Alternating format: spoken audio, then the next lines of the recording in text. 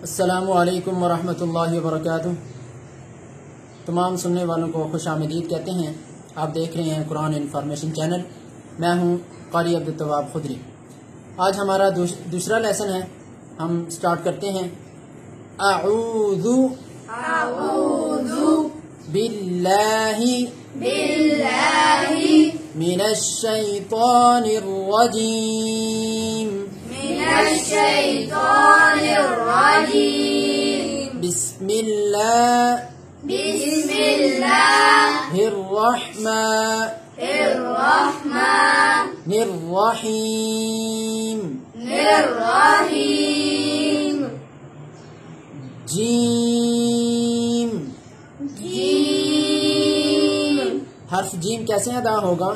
اب یوں سمجھ لیں کہ یہ زبان ہے اور یہ زبان کا اوپر کا حصہ ہے، یعنی جس کو ہم تالو بولتے ہیں۔ تو زبان کا جو درمیان کا حصہ ہے، اس کو زبان سے اوپر جو ہڈی ہے اس کے درمیان کا حصے کے ساتھ زبان کا درمیان اور اوپر تالو کا درمیان جب آپس میں ملیں گے تو حرف جیم ادا ہوگا۔ زبان کا درمیان اور اوپر تالو کا درمیان جب یہ دونوں حصے آپس میں ملیں گے تو حرف جیم ادا ہوگا۔ دیکھیے، جیم جیم جیم جیم۔ نیکسٹ حرف ہے جی ہا۔ حرف ہا جو ہے یہ حروف حلقی میں سے ہے، اور حروف حلقی وہ حروف ہوتے ہیں جو حلق میں سے یعنی گلے میں سے ادا کیے جاتے ہیں۔ اس گلے کو ہم حلق کہتے ہیں، اور اس کے 3 حصے ہیں۔ جو درمیان کا حصہ ہے وہاں سے حرف ہا ادا ہوتا ہے۔ دیکھیے، ہا ہا۔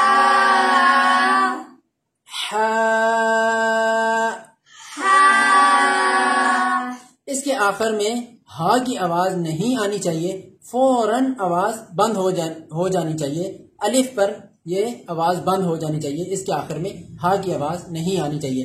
یہ لفظ اگر اس کے آخر میں ہا کی آواز ہے تو یہ غلط ہوگا۔ میں آپ کو پڑھ کے دکھاتا ہوں کہ ایسے نہیں پڑھنا۔ ہا، اب یہ غلط ہے، اس کو صحیح کیسے پڑھیں گے؟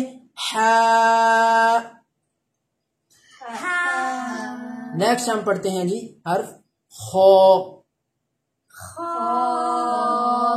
یہ بھی حرف حروف حلقی میں سے ہی ہے، یہ بھی حلق میں سے ادا ہوتا ہے، اس لیے ان حروف کو حروف حلقی کہتے ہیں۔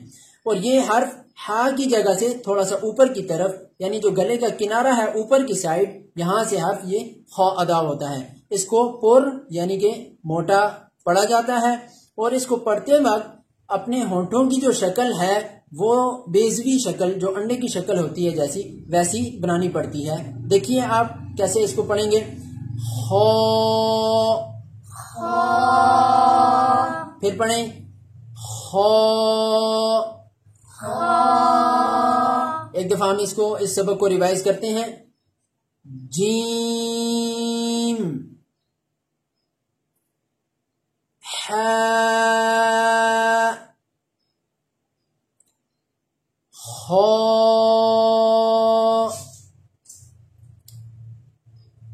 صدق اللہ العظیم۔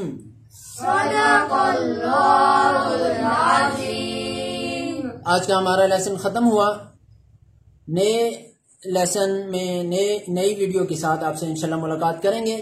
دعا میں یاد رکھیے گا۔ اجازت دیجیے ہمیں۔ اللہ حافظ۔